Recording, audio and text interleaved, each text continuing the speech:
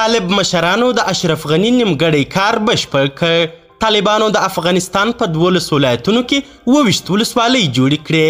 یادې ولسوالۍ د هیوادوالو د خدمت او سهولتونو لپاره اضافه سوې. دا چې طالبانو یادې ولسوالۍ څنګه جوړې کړې او په کومو ولایتونو کې نوې ولسوالۍ اضافه کړې، بشپړ حال را سره همدغه روانه ویډیو کې کتلی سئ. سلامونه قدرمنو لیدونکو، زموږ مشال پریس یوټیوب چینل ته ښه راغلاست.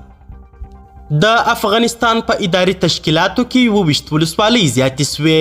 د طالبانو د رژیم د کورنیو چارو وزارت د هیواد په اداري تشکیلاتو کې د 22 نویو تاسیس سویو ولسوالیو د شاملېدو خبر ورکړی دی. دغه وزارت ویلي چې یادې ولسوالۍ د هلمند، فراه، بغلان، فاریاب، سرپل، غور، بادغیس، پکتیکا، زابل، نورستان او کندهار ولایتونو کې تاسیس سوي دي. سرچینې زیاته کړې یادې ولسوالۍ د صعب العبورو لارو او د یادو سیمو اوسیدونکو ته د ټولنیزو خدمتونو وړاندې کولو د سختوالي له کبله د کورنیو چارو وزارت په وړاندیز او د طالبانو د ریاست الوزرا د اداري کمیسیون تر تایید وروسته د دوی د رئیس الوزرا له لوري منظور سوي دي.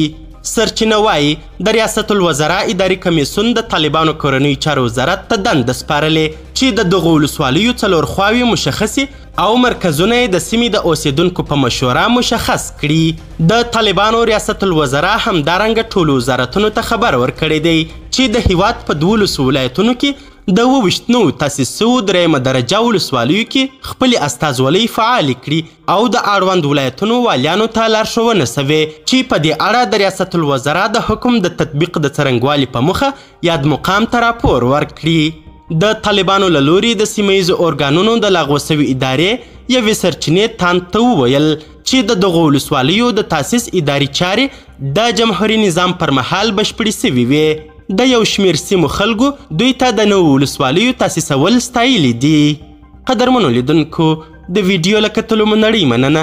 د لا زیاتو او نورو لحظه پر لحظه خبري مطالبو لپاره زموږ همدغه مشال پریس یوټیوب چینل سبسکرایب کړئ. تر بیا او بلې ویډیو ښه وخت ښې چارې.